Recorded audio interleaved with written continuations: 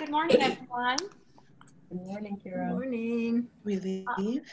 I was listening to the Did you want to psalm listen to it? this morning, and the words "tell of all God's wonderful works" jumped out at me.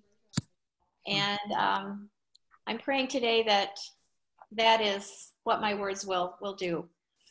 I'm so honored to speak to you today about my testimony and how I arrived here today with you. I'm going to start by reciting a sort of autobiography to point out how God worked in my life up to now. And then in the middle, do a presentation of our ACT program and then sort of wrap it up with a few comments at the end. I'm trying to paint a picture of how everything worked together for good in my life, how it led to our work with ACT, Agape Community Transformation. This is a partnership with friends in Uganda where we help run a school, educate orphans, teach a string orchestra, and other initiatives.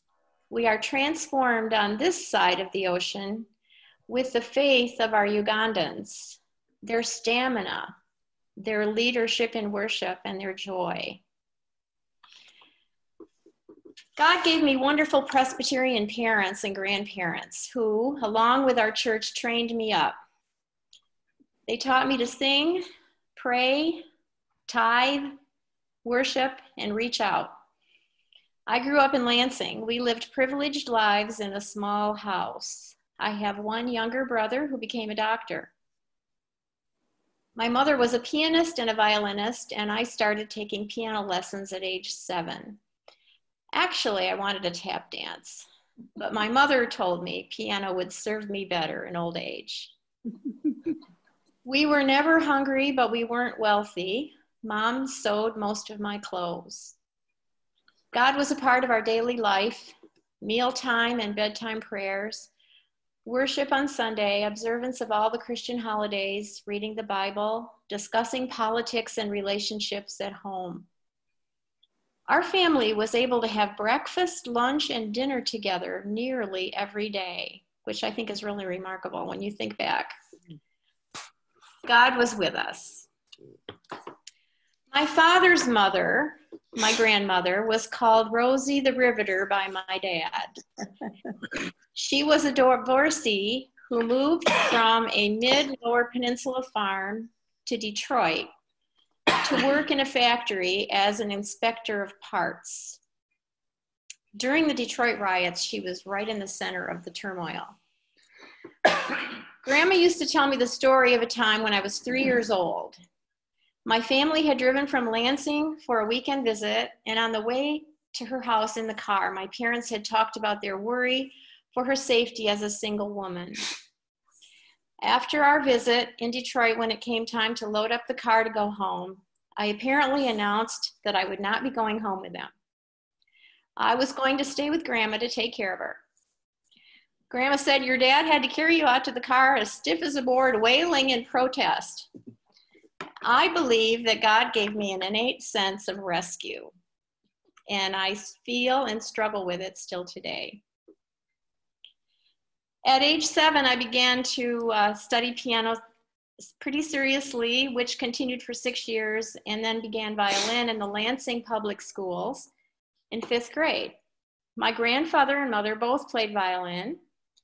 My father had even given it an unsuccessful try. He used to say he was best at making the dog howl. I love piano for solitary music, and I love violin for community, the orchestra. So it surprised no one when I got excited about studying music seriously at Michigan State, especially violin. Add to that an instinct for connecting with children and teaching, and I chose music education there.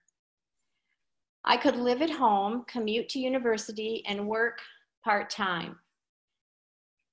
University life was hard and stressful for me. I did not enjoy a social, fun college life like many of my fellow students. But God gave me perseverance, a vision for the future, a love of music, and a love of children. On the personal side, I married a charming Vietnam vet after my freshman year. We lived in married housing at Michigan State. My mother had been struggling with breast cancer, which metastasized in her liver, and she died during exam week of my junior year.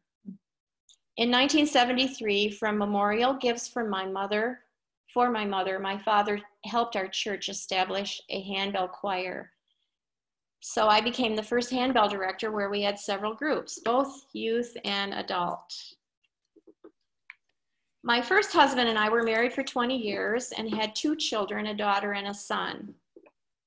However, just before our 20th anniversary, God helped me find the strength to leave a difficult and emotionally abusive relationship.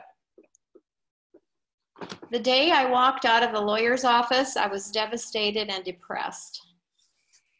I looked up into a cloudy sky and I saw a glimmer of brilliant sunshine peeking through. Somehow I knew that God was telling me better times were ahead. So it's important to tell my next story about my close friend, Lynn.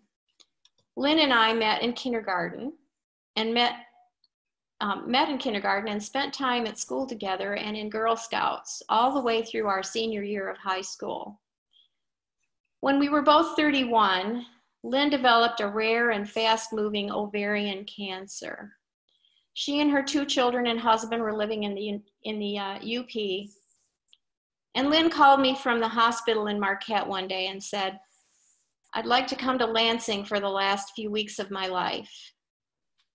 She was going to begin with a helicopter ride to Sparrow Hospital. Her parents were unable to care for her.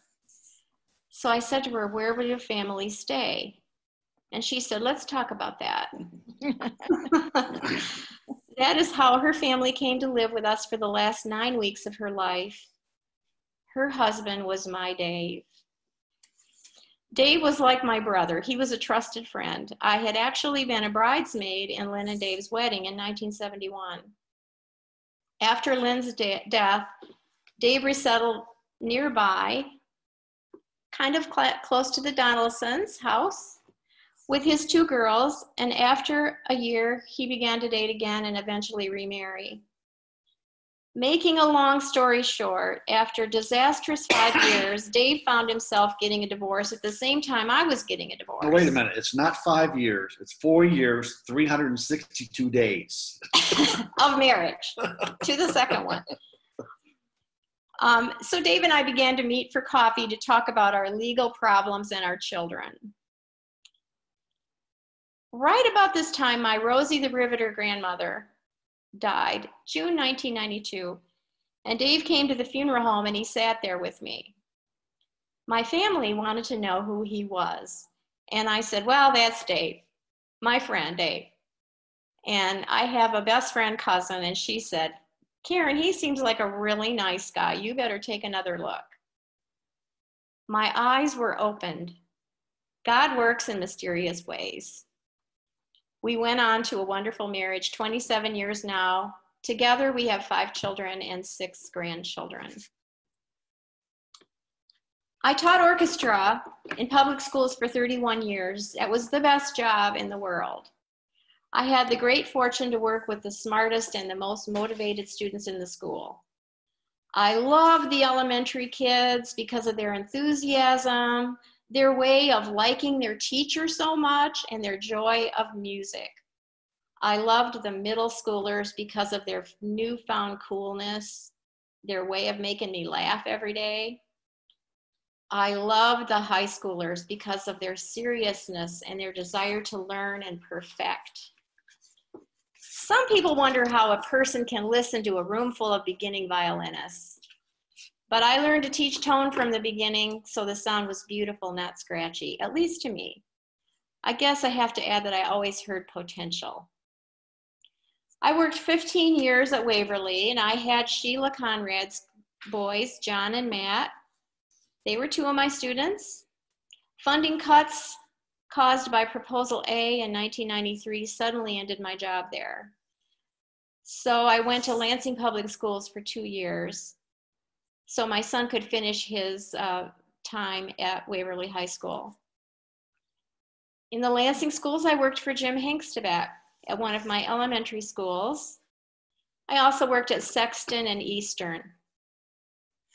When Lansing canceled orchestras at Pattengill, I could see that the feeders coming into Eastern were soon going to be gone. And I was really interested in building a program, not just going from school to school teaching various classes. So I was hired by the Midland Public Schools, and Dave and I became members of Memorial Presbyterian Church in Midland. We attended church there with Amy Willing. Let me refer to Isaiah 43:19. I am about to do a new thing. Now it springs forth. Do you not perceive it? This is what happened to us in Midland at Memorial. It started in 2003. A man in Uganda named Richard Turinawe sent out 50 handwritten letters to strategic planners all over the world. He found their names on the internet. My friend Sue, a strategic planner by profession from our church, received one of these letters, and she was the only one in the world who responded to him. Richard explained that he and his wife, Generous, were interested in learning how to strategize to help his village. Sue began helping them online pro bono. Sue's husband, John, thought it would be a wonderful anniversary gift to take Sue to Uganda to meet these people. They went to the Turinawe's village of Muko at the southwestern corner of Uganda. They lived with them for a week, sleeping on the floor, eating mostly potatoes for the entire week. Sue observed the great poverty there, and after leaving, reports crying for 2 solid days. She says she even woke up in the night to cry. She was determined to do something, and this is how ACT was formed. After returning to Midland, Sue put together a team of people to go back to Uganda. Our pastor went with them, as well as a doctor, a dental hygienist, a nurse, and a few others. The purpose of the trip was to strategize. This team made the children their first priority. The HIV/AIDS crisis in Uganda had left a whole generation of children without parents.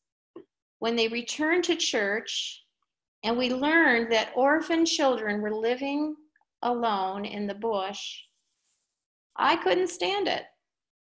I thought about tucking my own grandchildren safely in their beds, and it just drove me nuts. So Dave and I sponsored our first child, Chahembo Grace. In 2012, Dave and I went with a travel team to Uganda for the first time. Our team included a missionary who specialized in puppetry. So we did assemblies for several schools. Someone had suggested that I take my violin, so I did. Dave and I wanted to meet Grace. The team leader of the ACT Orphan Program had just resigned before our trip. So after I met the children and Grace and fell in love with them, I begged Sue to let me take on the leadership of Muko Hope, which is the name for our orphan program. Hope stands for Helping Orphans Prosper and Endure. At one of our assemblies at Muko High School, a young man came forward playing an adungu, an African stringed instrument. He was playing Amazing Grace. I was able to join in, and our first duet and a relationship was born. And Howard is the one that you saw in the video today. He was a gifted musician, trained in solfege, which is like the do, re, mi, rather than the ABC of music. He was able to play piano, drums, accordion, and as we learned later, really any instrument. We Skyped lessons for many years until he made his way through book 1, book 2, and book 3 on violin, viola, and cello. The music you heard this morning was composed, sung, arranged, and produced by Howard to tell the story of ACT. They used it as a video in Uganda and as a radio song to talk about ACT and publicize it there. ACT became a 501c3 in the United States and a registered NGO in Uganda. We work abega a ibega, that means shoulder to shoulder, we have a dedicated board that meets monthly. Now let me pause here and try to put up these slides.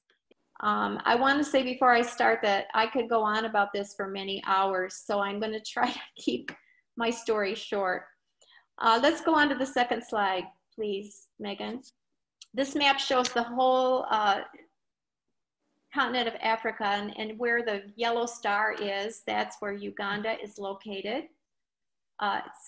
Kenya is on the east, the Congo is on the west, Rwanda and Tanzania are south, the Sudan is north. Let's go to the next slide. This is a close-up of Uganda.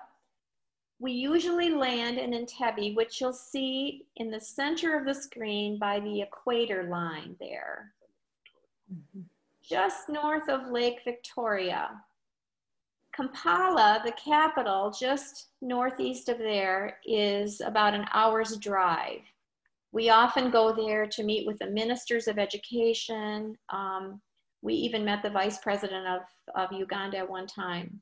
You got to remember, Kampala is a city of 9 million people with one traffic light. Okay, let's go to the next slide. Oh, wait. Could you go back one? I forgot to mention one thing. If you look at the bottom left corner, it says Muko Sub-County. Yes, this is where we work. It's about an 8 hours drive, over 500 speed bumps. We counted them from Kampala. A couple of times we have flown into Rwanda, which is only an hour and a half from where we work, but it's a little bit more complicated to go into 2 countries rather than 1. Okay, we're ready for the next one. These are a few facts about Uganda I'll let you look over. So a couple things I wanted to point out is, in spite of the fact that Uganda is about the size of Oregon, we looked up the population of Oregon, which is 4 million. The population of Uganda is 42 million. So that gives you an idea of the density of the population. The median age in the United States is 38. The median age in Uganda is 16 years old. The population of Uganda is growing by 1 million people every year. Let's go to the next one. Political history. Uganda, of course, began as a British protectorate. Currently, it's ruled by Museveni. He's been president for 35 years as a sort of democratic dictator. He is up for election in 2021. However, during the last election, he imprisoned his opponent. So we'll see how that turns out. Museveni, however, has reigned sort of in peace. So it's pretty okay. The next slide shows the letter that Sue received from Richard Chiranawe that started ACT. The next slide shows Chiranawe family. There's Generous in the middle, her husband Richard, who wrote the letter, and their 4 children. Joash, the smallest one in the front, wearing the black shirt, he's our godson. And going on to the next one, one of the first projects that ACT did was the purchase of an ambulance because someone critically ill in Muko had to be transported this way. If you look at the next slide, you'll see our ambulance. Many times these people die on the way if they're carried in these slings. In the next slide, you'll see, oh yeah, these figures. We are changing, some of the figures on this slide have changed. Our orphan sponsorship has changed from a one-on-one sponsorship from American Family to Ugandan Orphan, because we have found that the children are sort of overly supported and grow entitled and really less able to function. We're moving to a scholarship program where it keeps them in school and they have to maintain a stronger level of progress and good behavior, and it seems to be more successful. Since this slide is made, we think we've counted about 14 visits now. Dave has traveled there 10 times and I've traveled there 9 times. In the next slide, you'll see our staff in front of our MUCO Empowerment Center. And I wanted to highlight the next slide, which is about mission. On the left side, we talk about remedial service, which is aid, which is especially justified in times of emergency, like in COVID, for example. So it relieves human need and it buys the people what is needed for the emergency, like buying them fish. During COVID, we have been buying food to distribute because the people are hungry. On the right side, this is the way ACT normally tries to work. It's more of a developmental social work, removing the cause of human need and teaching them to fish. That's our primary goal. In doing this work, our board has read the following books: When Helping Hurts, Toxic Charity, The Hole in the Gospel, and The Moment of Lift by Melinda Gates, which is empowering women. So we're constantly working to not impose an American way on our Ugandan friends, but always working in teamwork and asking what is necessary and needed. Okay, and let's go on to the next one. What does MUCO look like?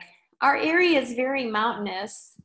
There's one road winding between the hills. In the next slide, you'll see a picture of Lake Bunyonyi, a volcanic lake with no fish. In the next slide, you'll see the terraced hills. These are used by farmers to grow food. The climate in MUCO is rather like San Francisco, cool in the mornings, warm in the afternoons. They have dry and rainy seasons. In the next slide, you'll see a dugout boat, which you also saw in the video. On one trip, we made a trip across Lake Bunyonyi in one of these. The people do not swim as the lake has troublesome parasites. They're really quite afraid of the water. How do the villagers live? The next slide gives you some facts about the patriarchal society, and I'll let you read through that while I tell you the story of Medard, one man we know. He worked as a head teacher for us for a while. His father had 3 wives. He was the son from the second wife, and the total number of children that his father had was 25. Medard was the most highly educated of all of the children, and his responsibility was to help take care of them, believe it or not. His father had 131 grandchildren. Going on, we can show a common sight of a woman working along with her child in tow.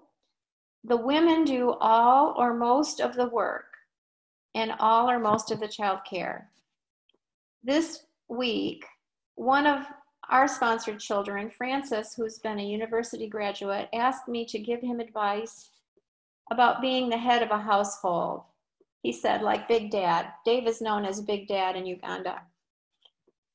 I sent a long dissertation about Dave's attributes as a husband and a father, as a partner to me, emphasizing our philosophy of being equal partners in work and child rearing and decision making, and even regarding family finances. Let's go to the next slide. This shows how their houses are built, sticks of wood and mud.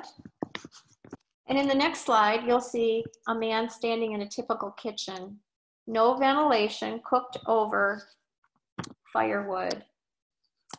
Generous asked me during our very first trip how I made my charcoal, which I thought was a funny question, of course. And I explained to her that we use charcoal only for recreational cooking and that we went to the store to purchase charcoal. We did not have to make it. In the next slide, this shows you Uganda Martyrs Church, partnered with a Catholic church in Midland, who assisted them with this blue roofing. On one of our early trips, our pastor in Midland went to MUCO and worked with pastors there to do an ecumenical service. This was the first time the pastors in Uganda had ever spoken to each other. Even though they're in the same village. Yeah, they're within walking distance of each other's churches. The next church is Church of Uganda. It's rather like Episcopal Church, descended from the Church of England. The next slide shows the inside of a typical church: dirt floors, open doors and windows, and lots of lovely people. At the peak of their service, this place will be just completely packed. Typical services last 3 to 4 hours. And the next slide, I was going to say sometimes traveling to Uganda feels like traveling back in time, 100 or 200 years even. Here, children are helping with farming. One sight that's not uncommon to see is boards being cut with crossbow saws, one man above, one man below, pushing and pulling this huge saw, which we did in the 1700s. So it's really remarkable. In the next slide, you'll see some animals by the side of the road. Many children who are not in school become shepherds of animals.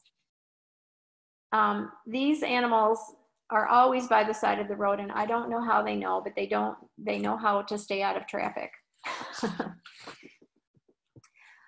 Next, we're going to talk about education. And in the first slide here, you'll see a door at the school. This is leading into their library. Most textbooks are kept locked up in the library and used only for reference. So the students wouldn't have them in school and they wouldn't have them in their hands to read. They might just go there to look something up. In the next slide, it shows the chalkboards in our school. Teachers teach out of their own knowledge. English is the national language, and they're required to teach in English, although some do speak the local language to help their students. We're going to go on to the next one. See, go past that one, please, Megan. There you go. These are children at school. Most of our schools are boarding schools. And so if you go to the next slide too, it will show you how they sleep. We made a policy that our children had to have their own beds because sometimes the children sleep two in a bed. We have children in 2 primaries and then Muko High School, which is the one that we partner with the Church of Uganda to administer. We've been working with them since 2017. Dave is on the computer every day talking with our staff in Uganda. And the next slide, these are students receiving school supplies. And the next slide, you'll see some boys at one of the boys' schools we visited early on. It's really fun as a teacher. If you ask them a question, when they answer, they stand up to answer. Okay, Megan, we're going to skip the next slide and go on to our Maverick Scholar. This is Judith, one of the winners of our competitive scholarship program. We have this scholarship for university or vocational students. And so far, we've had Judith, who was a nursing student, who's now working with us in Mukoho. We've had Benson, who studied Swahili, which is soon to become another national language. We have Isaac, currently studying environmental sciences, and Rona, who is in nursing school. Okay, we can skip another slide and talk about our Muko MEP women and men. They're making crafts like baskets, and in the next slide, you'll see carvings and jewelry. We sell these in the United States. Women and men are paid a fair wage in Uganda, and then the US profits run our programs. During COVID, yeah, we're not ready yet. Megan, go back, please. There we go. I was gonna say, during COVID, we have not been able to do any craft sales. And so during this time, our money is running short. Our church, First Pres Downtown, gives $500 a year, and we were just given our allotment, which will go toward our general fund budget, which helps pay our staff in Uganda. No one in the United States collects any money for their work. Okay, Megan, I'm ready to skip over one more. There we go. This is part of our agricultural program. These are bags of potatoes. Our agricultural program is called HANDS, Helping Agricultural New Development and Sustainability. This is a sack of Irish potatoes. The people there are expected to fill them to overflowing like this. I got to say, they make the best French fries in the world. Really good. In the next slide, you'll see these women receiving new pangas. Those are digging tools. And if you'll skip one and go to the next one, very good. This is our Ikamiro Health Clinic. In the next slide, you'll see that they're celebrating the solar power. And in the next slide, the refrigeration for vaccines. The Holt Presbyterian Church also constructed a placenta pit for use in delivering babies. And it elevated the status of our clinic to be more serviceable to the people there. The one thing I wanted to add too, it's not in here, is that the Midland Rotary Club funded a water filtration system at Muko High School to provide safe drinking water to the high school students, which is the first water filtration system in all of southern Uganda at a school. Our girls wrote me a letter a couple years ago before we got this water filtration system telling me that they were thirsty and that they were drinking the lake water, and they said, it's okay if we get sick because we have medicine now. And we were saying, no, boil your water first before you drink it. And we talked with them about how to eliminate some of those problems. But having this filtration system has been just marvelous for our high school. And the students there marvel at the fact that they can take a cup to a spigot and just draw some water. It's a miracle to them. Okay, another program, we can skip ahead, I think 2 slides. Megan, please. There we go. This represents our HEAL program, which stands for Health is Elemental to All Life. It's a program we studied in Chile called EPIS, which conducts conversations in villages to determine the biggest health crisis in their village and then match them with resources and strategy. It's not a program of giving aid or money. It's a program of education and development. Okay, and we can skip another one and go right to my string orchestra, Megan. Thank you. This is a picture of my string kids. We have 3 cellos now, 15 violas, 63 violins, 1 accordion, an electric piano, and a guitar. Just before the pandemic hit, we worked with an agent who secured an invitation for the students to perform in a national festival. The plan is to eventually perform in the capital at the embassies, possibly for the president. However, I just lost my teacher, so we are currently working to employ a new teacher and begin again training over Zoom. This is going to be quite a setback for us, and it's hard to find the quality of a teacher that we want to move to an isolated area like this, that the people are not especially willing to do that, even though it is a job. But I'm hoping to find an enthusiastic teacher who will be very interested in the work and interested in having a good job and might be willing to go there. So that's what we're working on right now. And we can skip another one, Megan. I think we're almost there. Yeah, you can skip over that one too, because some of that has changed. I'm just going to go to the last slide. As I said, our church has graciously supported ACT with $500 a year. This year we learned that our orphans who are not usually with their guardian families because they were in boarding school had to be fed by their guardians. So we have been giving them rice, millet flour, posho, which is a cornmeal mixture during this time. So our church has been involved with that. I wanted to just kind of wrap up a few thoughts that kind of go back to my testimony. But I want to say that there was a time when Sue, our director, approached me about helping with the MEP program, which would be the handcraft program. And when she talked to me about it, I just knew that I didn't really feel called to that program.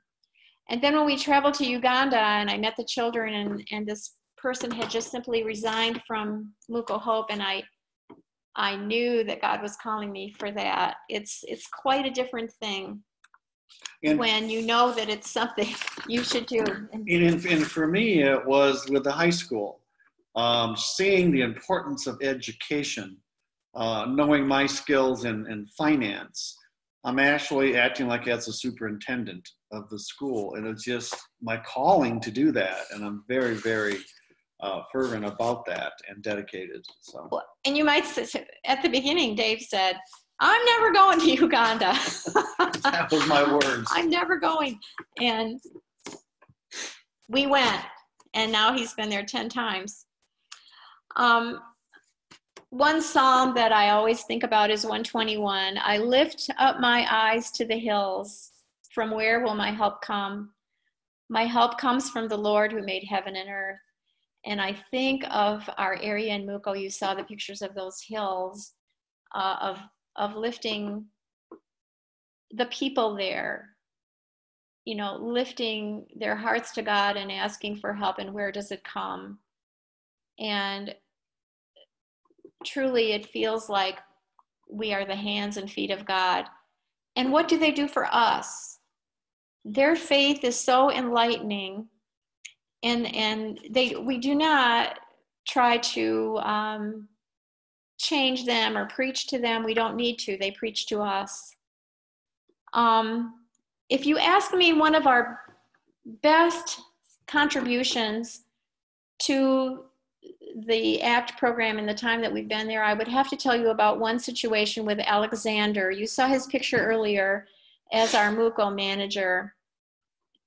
I think it was our second trip, Alexander was married, and we went to his wedding with Fiona. Maybe a year or so later, they announced that Fiona lost twin babies in their 6th month of pregnancy. In Uganda, they don't often tell you that they're having a baby. They just wait until the baby comes, and then they tell you. So sometimes we don't even know when they're expecting. But so we were really sad. I said to Guma, "I'm so sorry about the loss." And he said, "We will trust God to replenish our family." So Fiona became pregnant again and gave birth to a baby girl, but she only lived a few hours. So they lost their 3rd child. In September of 2018, we were getting ready to go in September, and I saw a picture of Fiona on a Skype, and I said to my husband, either Fiona's gained a lot of weight or she's pregnant again. And so sure enough, when Guma came, Alexander, we call him Guma, his last name is Gumoshabe, so we call him Guma. He came on and I said, "Guma, how's Fiona? How's the family? How's she doing?" I asked him enough questions until finally he said, "We're about to have another baby."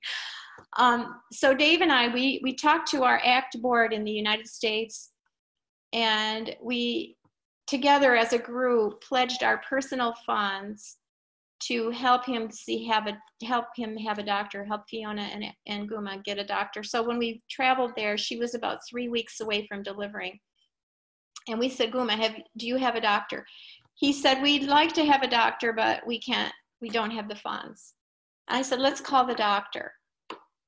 We were able to get health care for them. Fiona went to a hospital before the baby was born, and they delivered a safe baby. And the doctor, hearing that she had already lost 3 children, donated all of his services. So our board together, I think it cost us around maybe $700 together to help make sure that this baby arrived safely. And her name is Baby Given. Lynn. Lynn is the board chair for ACT. So given Lynn.